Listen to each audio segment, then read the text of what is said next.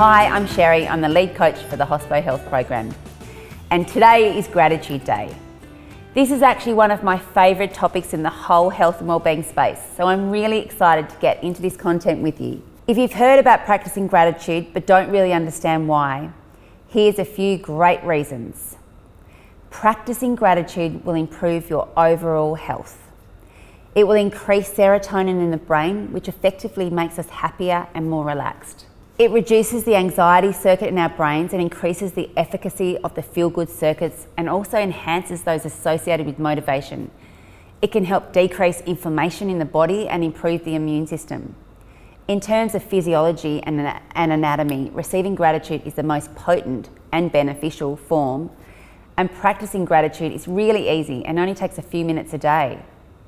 I'm going to run through the basics of how to practice gratitude with you. It's actually very simple.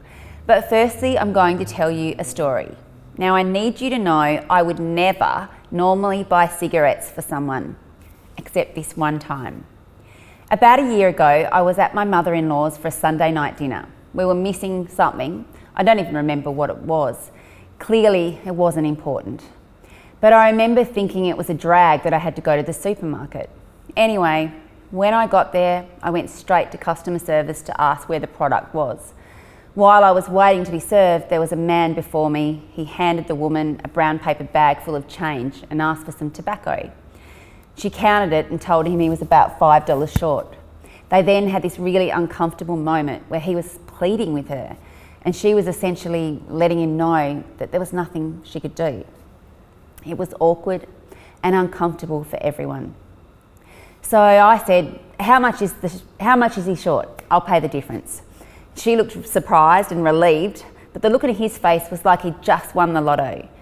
He was so incredibly grateful. He had tears in his eyes and he kept thanking me. Words don't really help me to tell you how good his gratitude made me feel, and more so how good it makes me even feel now, a year or so later. And when I think about it now, it makes me feel happy that I made his day a little better, possibly made him remember that people do actually care for each other as just simply human beings, and that I have so much in my own life that I did something nice for someone else. Now, just lastly, I thought I'd also tell you that he then asked me for some rolly papers and a lighter, which was incredibly amusing and still is. And yes, I paid for them too. And for the record, I did tell him that he should give up and that smoking is really bad for him. So this was over a year ago, but I use it to practice my own gratitude regularly.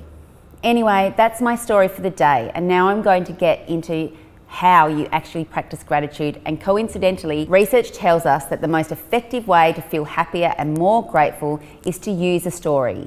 Practicing gratitude needs to be based in a narrative or story-based. Your story can be about you receiving thanks or feeling gratitude or observing it with someone else. The most important thing is that it has to be genuine and involve real feelings for you. It has to mean something to you. You have to feel the emotion. Get your story clear in your head or in your memory, and also write down 3 or 4 dot points as a reminder to yourself. Write about how you or the person felt prior and after whatever made them feel gratitude, and anything else that made an emotional impact on you. Then read through your bullet points, which will act as a cue for your nervous system, and spend a couple of minutes feeling or being in the experience. Anywhere between 1 to 5 minutes is fine. That's all it takes. You don't have to do any lists or journals before you go to bed when you're tired. You don't have to do heaps of preparation. It doesn't matter at all when or where you choose to practice gratitude.